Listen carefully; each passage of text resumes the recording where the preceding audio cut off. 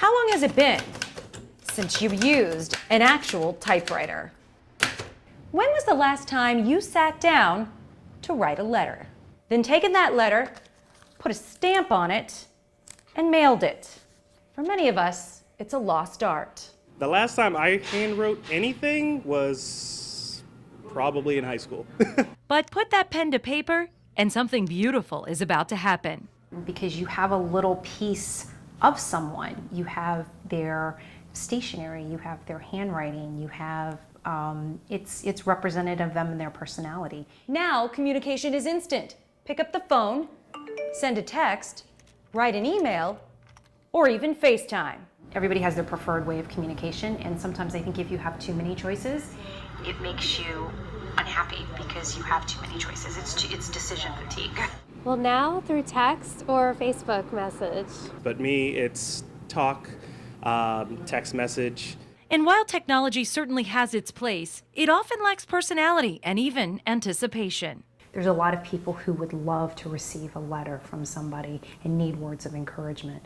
So the next time you want to say, hey, I was thinking about you, or even thank you, take the time to sit and write a letter because you're only young once, and it will make someone's day.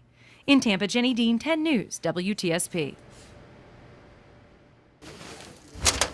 There's a few extra bags of gear on all Pinellas County fire trucks now.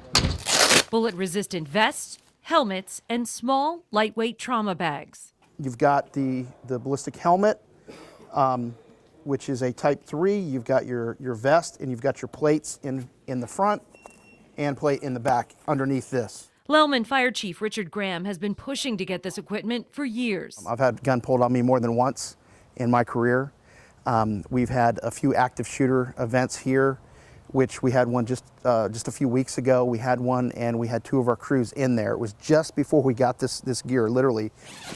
Firefighter Brandon Jennings says he doesn't mind the extra equipment. Staying safe is a big priority for him for several reasons. You know, we've had the mass shootings in Orlando, we've had other mass shootings, so just to have one extra layer of protection. I have a wife and a kid and one kid on the way, so I'll take anything that makes me a little bit safer, you know. And they won't have to wear this equipment on every call. It's only when they're responding to potentially dangerous situations. It's not about putting the gear on and running into the hot zone. You're not taking the place of law enforcement ever. You're just putting the gear on. You're going to be doing the exact same job you were doing before. This just gives you a higher level of safety. A level of safety Graham says is needed in the world we live in today. In Lellman, Jenny Dean, 10 News, WTSP. Can you put the knife down, please? This police officer was just doing a walk and talk around an apartment complex when he encounters a guy holding a knife. Put the knife down on the ground, please.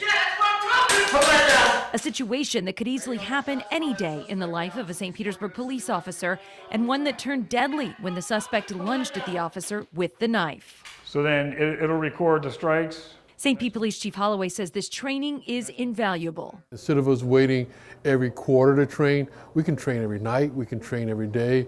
If a sergeant or a lieutenant sees something that they want to bring their squad in for, they can do it today. And the training officer can change the outcome of a simulation, which helps them focus on de-escalating a situation. Hi, sir, how you doing? Do me a favor, can you step away from the bike for me, please? But it gives us a chance for feedback, quick feedback from an officer to see how he or she's going to react to certain situations. You all right there? Is everything okay? Then it was my turn to try it out. I was a little too slow, but got some praise for trying to talk the guy down.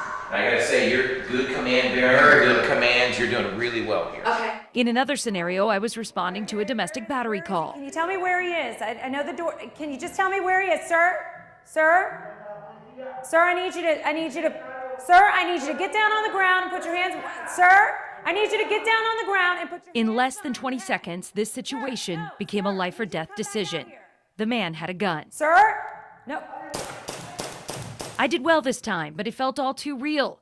I didn't even realize I shot the man 5 times. But I wasn't ever in danger.